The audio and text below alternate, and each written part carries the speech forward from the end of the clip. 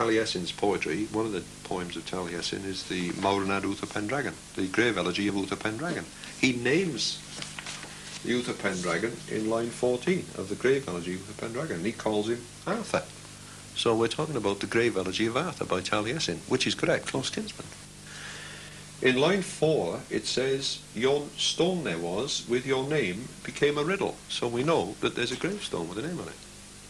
We know from the life of St. Illtyd, which I've read out to you, sitting at the cave, that when they brought the embalmed body of the king up the river in the boat, there was a stone with it.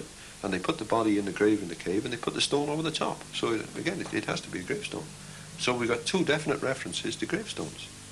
Do you understand? Mm-hmm. Now, all these other princes and so on had gravestones or memorial stones. It'd be damn peculiar if this fellow didn't have one.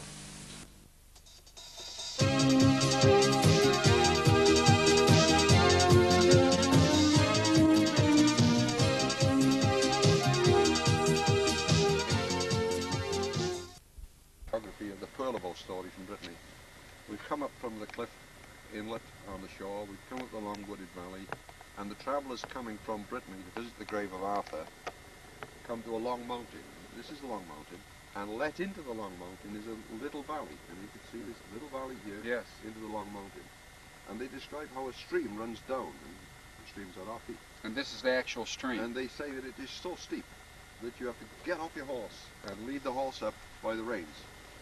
And I've actually seen people do this. People ride these mountains, and they have to get off their horses and come up. And this was the way people always came up here years ago.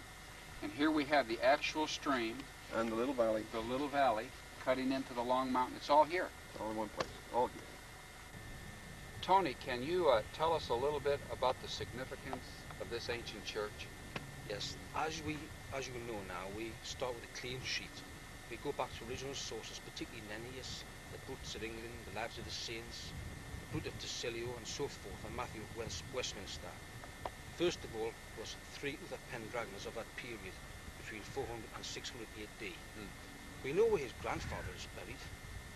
We know where his father is buried. His father is in Llandaff Cathedral. His grandfather, Theodoric, is in Mathen Church.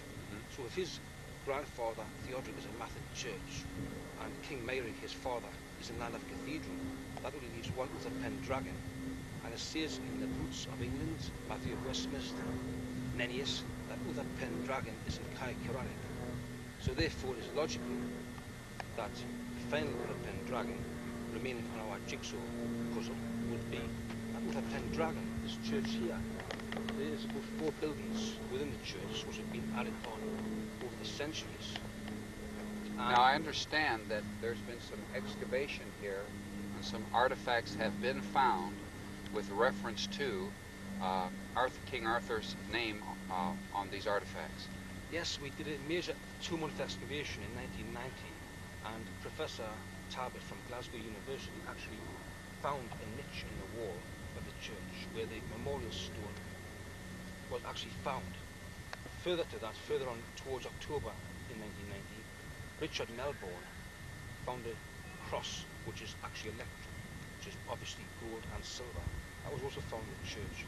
So there's quite a few artifacts, not to mention a little Calvin axe which was used to cut the Calvin alphabet. So we've actually got quite a few artifacts from that particular church. And there are how many successive churches which have been built, one on top of the other here? At least 4. At least 4, yeah. Possibly 7? No, maybe 6 hours. Okay. But the most important feature as far as the buildings of the church is concerned was the Celtic hermitage which we found in the centre of the church in 1990. But another one of the main references, probably the most important reference apart from Nennius, is I'll actually read out a quote from the life of St. Illtyd. This is a quotation. It says, the life of St. Illtyd was copied around 1140, presumably from an older manuscript. It is believed that a Norman monk did the copying.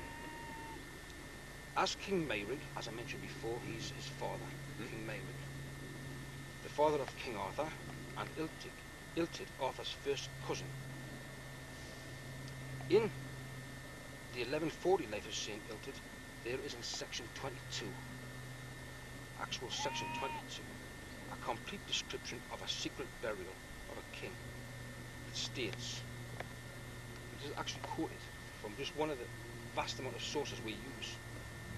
On a certain day, he sat in the mouth of the cave. He saw a small ship proceeding and approaching the shore, that it might come to the seaside and be held by two very respectable persons rowing in the ship.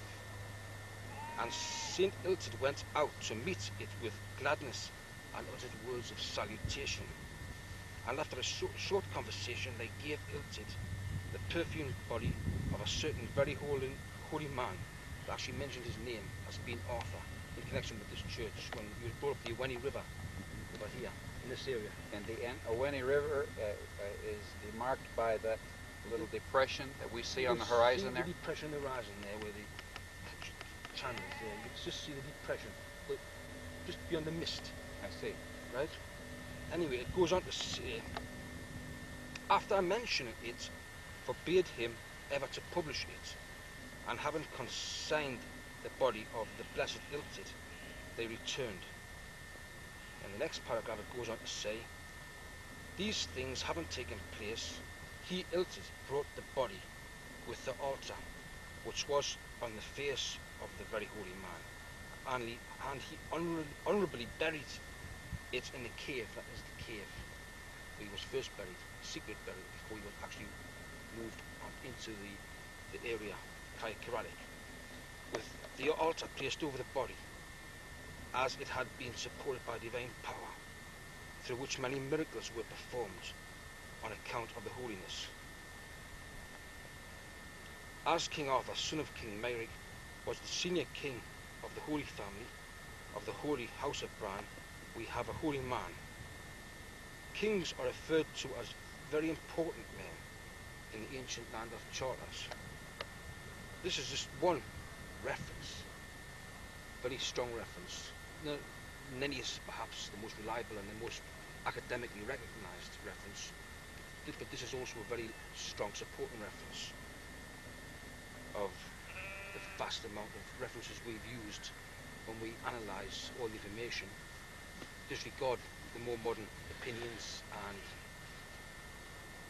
speculation, but go back to original sources with a clean sheet and build a picture upon all the evidence. We act more like scientists rather than historians, analysing facts and figures, not guessing or speculating. I see. Huge significance of this area is that it's provably a place known as Kiing. The Nennius and Illtyd stories tell of the ship coming to the Owenny River estuary out there in the depression. That's where the river hits the sea. Body brought up to the cave. Cave is in that woods there, Coed y Mouster.